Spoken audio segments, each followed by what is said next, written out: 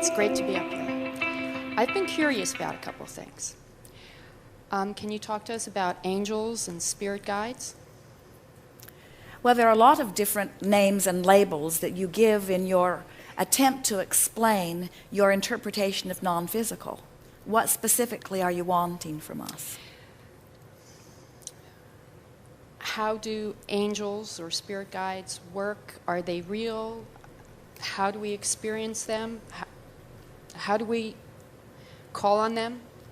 Well, it's a big question because a lot of different people use those labels and mean somewhat different things by them. But in essence, what you're asking about, you are extensions of source energy. And so, of course, all of that is real. In other words, as Esther is allowing us to visit with you as she translates, we're offering radio signals or blocks of thought that are like radio signals, and she's translating them. And there are people who, when they receive those blocks of thoughts or radio signals, can translate visually. Esther is translating verbally.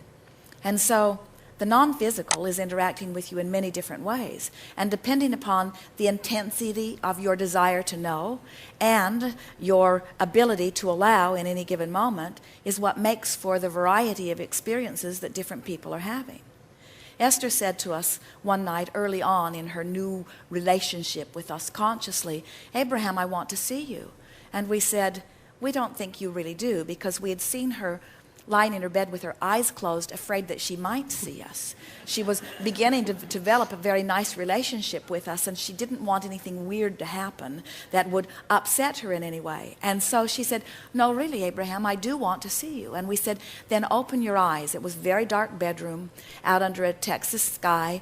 Jerry was sound asleep, and Esther opened her eyes, and she saw a room full of fireflies, what looked like millions of fireflies, too many to count.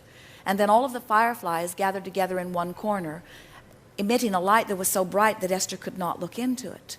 And then the bright light dispersed into several lights around the room, not millions and not one bright light, but several lights around the room that Esther could behold.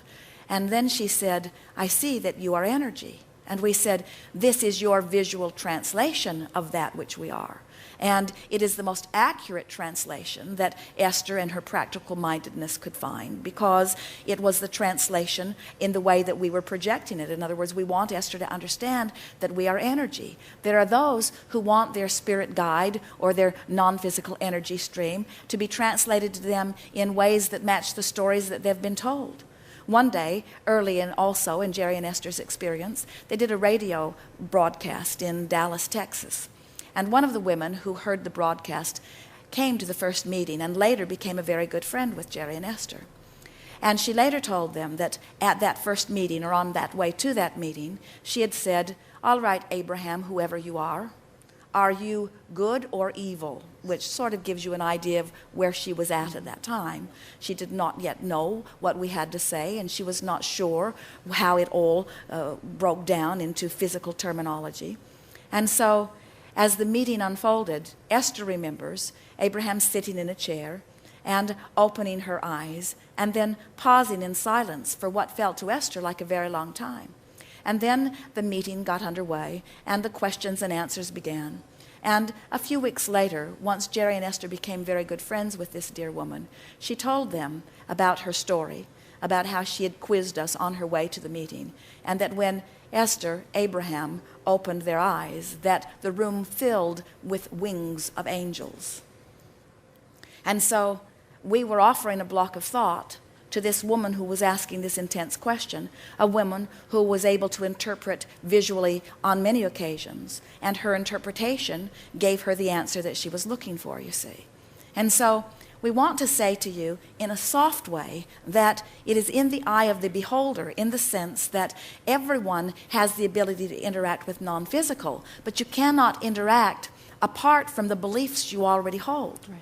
So sometimes in the beginning, what you will receive in terms of what you see or even what you hear will match the belief system that you hold. And in time, as you get more in sync with who you are, and you are able to relax and release some of the folklore that you've picked up along your physical trail, then you can begin to have more of your own authentic experience. But we want to say to you, one who sees light in a room or fireflies in a room is not more accurate than one who sees a room filled with angels' wings or angels. In other words, you get to interpret this in whatever way that you want to. It is offered to you purely, but you are the interpreter of it, and so you make it what it is. And so over time, it is extraordinary the amount of stories that physical man tells about his interaction with non-physical. We would call all of it real. We would call all of it valid. And then we would say, if we were standing in your physical shoes, in what way do I want to interact? Esther was not coming from a religious basis, and she did not want any distortion whatsoever. She was the purest slate that we had seen, in that she had not come to any conclusions of her own that would prohibit her from being able to receive clearly what we were offering. And so, as Esther finds words, they are always words that match the intention that we are offering. And then over time, as we offer words, and Esther depicts our meaning with words, and we are able to feel your response to her words, and then we are able to feel your vibration in response to her words. Over time, we have literally created a language that depicts purely the intent of Abraham. But that does not mean that it is the only language that is authentic. There are many ways of interpreting non-physical.